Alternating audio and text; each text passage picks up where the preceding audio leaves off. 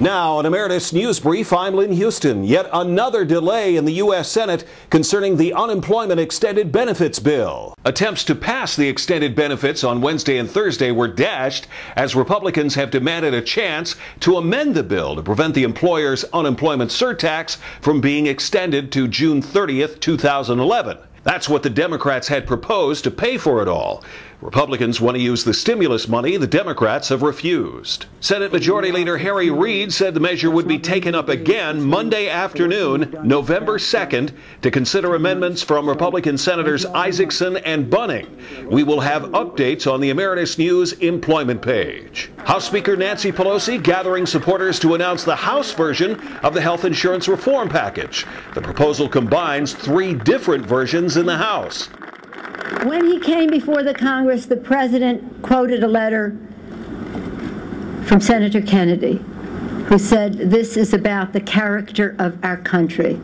And as we thank and acknowledge the contribution to many over the decades and our newest members who take us into the future, let us also acknowledge the tremendous leadership of Senator Kennedy, who made this his life work. Thank you all very much. The new House version includes the government-run public option, a surtax for couples making over $1 million a year. That's a break from the previous lower tax thresholds of $350,000 for couples, $280,000 for single-wage earners. Small businesses with a payroll under $500,000 a year would be exempt from the employer mandate. Businesses over that amount would be required to have an insurance plan or pay a penalty. Republicans blasted Pelosi's proposal, saying it was more government, more taxes, more debt. And 1,990 pages.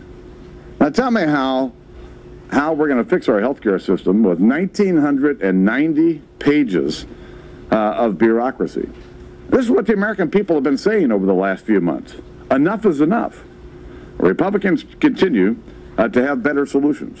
You can go to healthcare.gop.gov and to see the solutions that we've been promoting to make our current healthcare system work better. Good news for the economy as the gross domestic product was up 3.5% in the third quarter of 2009 after decreasing 0.7% in the second quarter. According to the Bureau of Labor Statistics, consumer spending was up due to the Cash for Clunkers program. Spending on housing was up for the first time in 15 quarters, and inventory investment, exports, and government spending also fueled that increase. President Obama, speaking at a meeting on health insurance reform for small business, said he was gratified by the results, noting that because of unemployment, we still have a long way to go.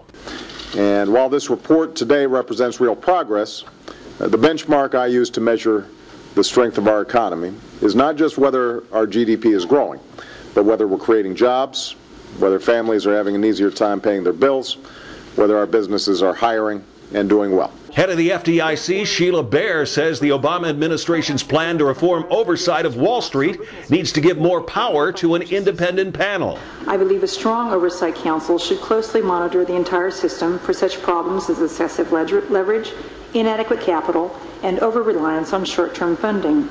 A strong oversight council should have authority to set minimum standards and require their implementation. That would provide an important check to assure that primary supervisors are fulfilling their responsibilities. The Obama administration's proposal gives much of the oversight power to the Treasury Secretary. The latest on the biggest issues and public policy at emeritusnews.com. And live 24 hours, 7 days a week on the Emeritus News channel at livestream.com. That's an Emeritus News Brief. I'm Lynn Houston.